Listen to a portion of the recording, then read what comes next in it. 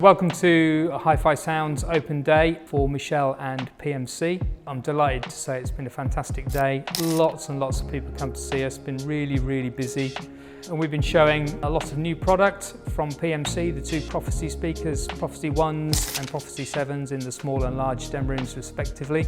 They've been showcasing the Gyro SE and the Orbe SE from Michell using SPL and Bryston amplification.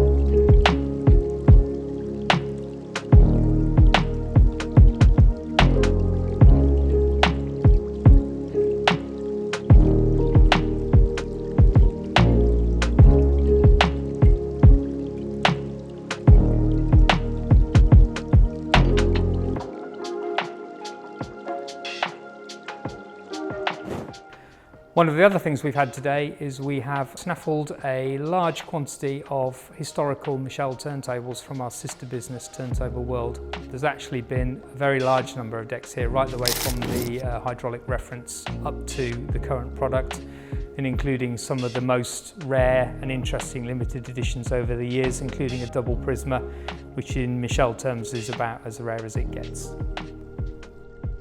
Finally, thank you to everybody for their support, all of the customers that came, to the guys and ladies from Michell and Craig at PMC.